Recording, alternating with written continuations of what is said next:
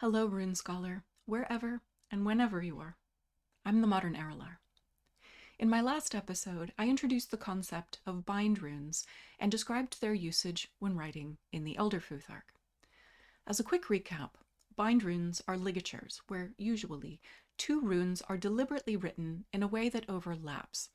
It's a type of scribal trick that makes writing faster, and creating them economizes on space, time, and effort. They appeared sporadically in Elder Futhark and in Anglo-Saxon Futhark inscriptions. So what about the Viking Age? Today, let's continue with bindrunes and how they were used when writing in the Younger Futhark. So this is during the late Scandinavian Iron Age, the medieval period, and early modern practice. Bindrunes that looked like they did in Elder Futhark inscriptions unfortunately were virtually absent during the Viking Age. Sorry. They tended to occur only singly in Younger Futhark inscriptions between 725 and 1100. Mindy MacLeod, in her extensive dissertation on bindrunes, concluded that most ligatures occurring in Viking Age inscriptions were probably mistakes. Karin Fjellheimer-Seim pointed out in her 1998 dissertation that it can be difficult in the Viking and medieval material to tell whether bindrunes were even intentional, or whether they were just corrections that were not erased by the writer, especially when involving Younger Futhark short twig or Neuther pairs. There are at least 15 bindrunes where the insertion of a rune that had originally been omitted from the inscription resulted in a bindrune, and the bound pairs are often very strange, visually unappealing pairings, like the or sol bindrune in the name Ingefost from this Uppland inscription. So why did they disappear during the Viking Age? Jackson Crawford pointed out that the runes of the Younger Futhark tend to have the stave in the middle of the rune instead of at the edge, like more of the runes in Younger Futhark did. So there may have been more opportunity for rune writers both to create overlap and to maintain clarity in Elder Futhark than in the variations of the Younger Futhark. One type of intentional bindrune that we do see in the Viking Age was the introduction of what Erik Moltke called same-stave runes, where multiple sets of branches were distributed along a common vertical stave. We can see an example of the form here in this horizontal section on the stone from Sønder Kirkeby. These runes are constructed with a single very long stave on which the twigs appear sequentially, and these ones are generally read from top to bottom. This portion of the inscription reads Tor Viki Runar, or Tor Hallow the Runes, so this is a blessing. Given that the stone dates to the second half of the 10th century, right around the time that Christianity was coming to Denmark, it may have been a way for the rune writer to express a pagan sentiment at a time when it was becoming less prudent to do so openly. But I would point out that not all same-stave runes encoded this kind of material. The message encoded in the same-stave portion of the Heiteby 1 runestone is that the commemorated Erik was a captain and a very good dreng, a title that, according to Birgit Sawyer, seems to have had some kind of military function. The middle portion of the inscription on the Österberga stone uses a different method for constructing the same-stave runes. The twigs alternate on different sides of the central stave, and these ones are read from bottom to top. This stone commemorated a Ketilhöfði, and the message in same-stave runes was that he was a Trutar Pain, a Tain of strength, and again, Tain seems to have been some kind of military position within the Hird. The central motif here on the Linga stone also used alternating same-stave runes, and it was likely that the same carver created both the Österberga stone and the Linga stone. The Disa, who raised this stone with Helgulf to Torfastr, encoded the portion that Torfast was her brother. So with these different encoded phrases, the very good dreng, the pain of strength, and the fact that he was her brother, making pagan devotional messages less clear to read isn't the only motivation in using same-stave runes to change the way that the runes were presented in the information normally read on runestones. Erik Moltke said that these same-stave runes must be further explained as a kind of runic sport, prompted by the desire to make the message harder to decipher. Maybe it was just a puzzle. Bindrunes definitely returned in medieval Younger Futhark inscriptions in sporadic rates more like those seen with Elder Futhark.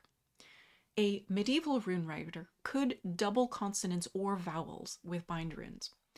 In the Tingvoll church inscription, the rune writer used a total of 13 bindrunes, including a 3-rune bindrune in the word kunnu. This rune writer, whose name was Gunnar, used bindrunes to create a double N that looks like a short twig björk and a double T that looks like a mirrored Frisian O's rune. As I mentioned in my episode on other space-staving techniques in runic writing, where traditional runic spelling renders a rune only once, whether the sound is long or short, this again looks like an influence from Latin writing. In Latin manuscripts, scribes used a variety of conventions to save space, including ligatures like the eish. But the medieval practice of creating bindrunes was not limited to vowels, clearly. Mindy MacLeod found no specific spelling conventions that would have been the same in both Latin ligatures and in vernacular bindrunes. She did indicate that several of the texts that contain bindrunes are in Latin, and pointed out a few obvious examples of influence from Latin into Swedish inscriptions in particular. So, the influence of ligature on bindrunes may then have been more general, or it could simply have been an archaic practice that returned to popularity. So now that we know that it was mainly medieval rune writers who bound their Younger Futhark runes, which runes did they bind? Bindrunes that combine the short twig or an A sound rune and another rune are the most common in Younger Futhark. According to Aslak Liestol, the most frequent rune pairs are or raid, or ur, or nauther, and or lauker. Though the word for and, ok, is another commonly bound pair of sounds. This Norwegian inscription from Hallingdal lists the names of the individuals who contributed to building the church in which it appears. Of the 6 bindrunes, 4 are or plus raid, 1 is tyr plus raid, and 1 is or plus lauker. So this is therefore a very typical set of examples of the medieval bindrunes. Bindrunes also definitely appeared in runic manuscripts. Hand 2 of the Codex Runicus and both scribes for the Mariaklaga made liberal use of bindrunes, most commonly with R or O's on the left and fe, lagu, raid, and sometimes ur on the right. When the ur rune is on the left, it only appears in combination with the nauther rune, like here in the word sun. Eyjolfur Kolbeinsen, a 12th century rune writer who left us a graffito inscription inside of Maes Howe in Orkney, not only dotted his runes, he also bound together almost every possible pair of runes when he had plenty of wall space to fill.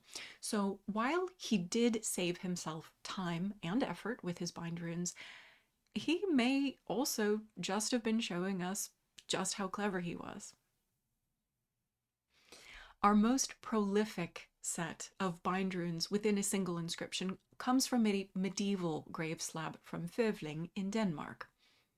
Erik Moltke believed that this inscription was particularly Latin influenced as it contained binds of 2, 3, and in one instance, 5 runes. This complicated a set of bindrunes is otherwise unknown in the surviving historical material. The medieval period also saw the introduction of the calendar runes, 3 symbols used to track time that were introduced between the 13th and the 16th centuries. I described Orlaug, Tvimoder, and Belgtor and how they were used in episode 20. After the medieval period, as I've covered previously, our evidence for runic usage sharply contracted to a relatively small number of individuals, but we do have a small amount of evidence. Olaus Magnus included the calendar runes in his alphabet of the Goths. Then, the Swedish courtier Bent Bille compiled a manuscript between 1543 and 1544, combining runes and a typically 16th century business script, and Bille made very infrequent use of bindrunes, but that manuscript has not yet been digitized by the Danish Royal Archives. When he did use bindrunes, Bille used them to combine KR, AR, AU, EN, ER, and OR pairs, but he does also use the Latin shorthand nasal stroke superscript over vowels to indicate that an N or an M should follow them but is omitted from the text. Bille used a Tvimoder rune that may be a double M bind rune, but he did not use that rune consistently.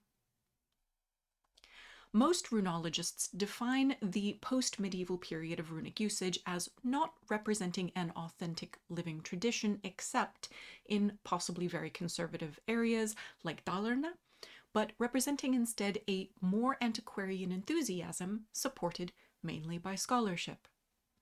Post-medieval scholars of esoteric arts started to use rune-like symbols for magical practices in what looks like a northern expression of Southern European magical practice that traces back to the ancient Mediterranean practice of sigils, sympathetic magic, and the invocation of supernatural names.